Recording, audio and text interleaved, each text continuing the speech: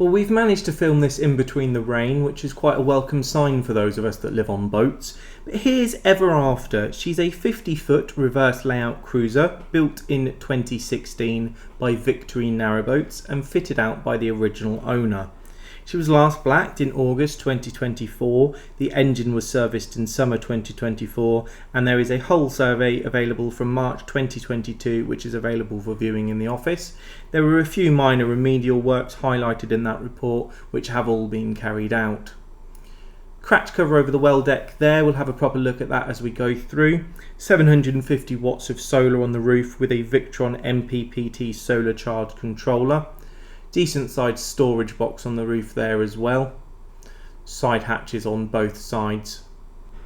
Pram cover here is in serviceable condition. It's also got pop-on sections to cover up the clear section so you can have a bit of privacy if you need it. Wrap around taff rail around the back here. We'll have a look at the engine on the way back out. There's a view from the helm. Got gas lockers either side, two 13 kg propane bottles with a manual changeover, and some of your mooring equipment is currently stored in there as well. That's your other one. Padded seats on both of those. She's reverse layout, so we're going to step into the saloon. The saloon is 8'3", head height on board is 6'5". It's lovely beach butcher's block worktops with an overhang here for a stall. So we've got a little bit of a breakfast bar on that side. Space for your bin, and then there's cupboards. Quite nice to point out that there's space for a bin because that's quite often forgotten on boats. Here we've got a 12 volt LEC fridge with an ice box. Cupboard above that. And then another large cupboard here. Again, the rest of your mooring equipment is stored in there. There's a couple of walkie-talkies I can spy as well. On this side you've got most of the boat electrics. There's the Victron MPPT that I mentioned. There's also a domestic 3.5 kilowatt travel power and the Victron Multiplus 1600 watt inverter in there. Both of those provide 240 volt power. Just saw the Baco washer dryer and a little air fryer. There's a 2-ring gas hob on the top of that next to the composite sink, and under here we've got the Hayden combined oven and grill. You've got all of your cooking facilities that you need. When you're plugged in on landline as well, you can run that washing machine and the air fryer to your heart's content. Saloon is 12'5". This does actually turn into a sofa bed. We'll get that out. I'm going to struggle to put that back together now that those cushions have fallen there. Yeah, I thought I would. So armchair there, and then you've got the little stool there for the breakfast bar, and on this side we've got a 39-inch JVC 240 volt TV and the Mazzona Calcott solid fuel stove. Quite like that little shelf behind there actually, and the tiles. Before we move on to the bathroom.